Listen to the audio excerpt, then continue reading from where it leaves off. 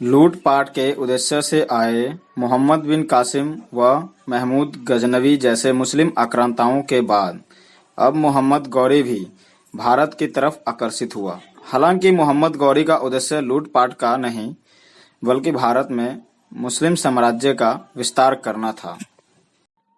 शुरुआत में उसने कई आक्रमण किए लेकिन उसे सफलता नहीं मिली, लेकिन अंत में वह सफल हुआ। 1175 में मुल्तान पर सफल आक्रमण किया। इस आक्रमण में उसे जीत प्राप्त हुई। वहीं 1178 में गुजरात पर आक्रमण किया, पर उस समय गुजरात पर भीमदेव द्वितीय का शासन था, जिसकी राजधानी अनिलवाड़ा था। भीमदेव ने मोहम्मद गौरी को युद्ध में पराजित किया तथा उसे बंदी बना लिया, लेकिन बाद में उसे छोड़ दिया गया। बाद में मोहम्मद गौरी ने गुजरात पे आक्रमण करने का साहस नहीं किया। बाद में उसने 1179 में पंजाब के रास्ते पेशावर पर आक्रमण किया और उसे अपने अधीन कर लिया। 1185 में मोहम्मद गौरी पंजाब पर फिर से आक्रमण किया तथा सियालकोट को अपने अधीन में कर लिया। 1186 में मोहम्मद गौरी ने लाहौर व पंजाब के पश्चिमी पंजाब के महत्वपूर्ण क्षेत्रों को जीत लिया।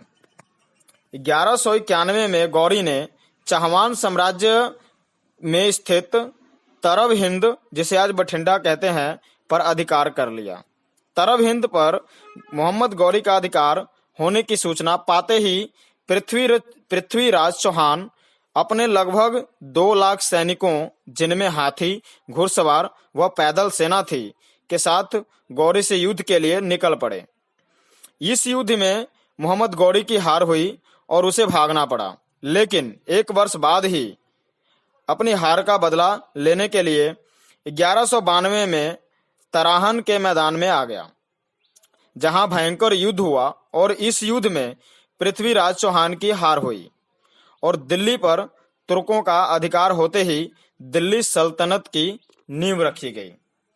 इस युद्ध में कन्नौज के गढ़वाल शासक जयचंद राठौर ने मोहम्मद गौरी का साथ दिया था। पृथ्वीराज चौहान की मृत्यु से गढ़वाल शासक जयचंद राठौर बहुत प्रसन्न था, लेकिन वो यह नहीं जान पाया था कि उसकी एक गलती संपूर्ण भारतवर्ष को गुलामी की खाई में धकेल दिया है। इसी में मोहम्मद गौरी ने कन्नौज राज्य पर आक्रमण कर दिया। जयचंद की हार हुई और उसकी मृत्यु हो गई। मोहम्मद गौरी ने बनारस के अनेकों मंदिरों को तोड़ा और उसके स्थान पर मस्जिद बनवा दिया। उसने जो भी लूटा था ऊंटों पर लादकर गजनी ले गया। 1195 से 1196 के मध्य मोहम्मद गौरी चुनार पर आक्रमण कर वहां के जाटों व राजपूतों को हराकर आगे बढ़ा और बिहार के कुछ भाग पर अपना अधिकार कर लिया। इसके बाद दिल्ली का उत्तरदायित्व अपने सेनापति कुतुबुद्दीन ऐबक को सौंपकर गजनी वापस चला गया। इधर कुतुबुद्दीन ऐबक और सेनापति बख्तियार खिजली भारत में मुस्लिम जड़ों को मजबूत करने में लग गए। दोस्तों, भारत पर अगला आक्रमणकारी कौन था, इसकी जानकारी मैं आपको अगले वीडियो में दूंगा। आज का वीडियो आपको कैसा लगा कमेंट करके जरूर बताइएगा। वीडियो पसंद आई हो तो लाइक करके शेयर जरूर कर दीजिएगा। आज के लिए इतना ही। आपने अपना कीमती समय दिया, इसके लिए आपका बहुत बहुत धन्यवाद।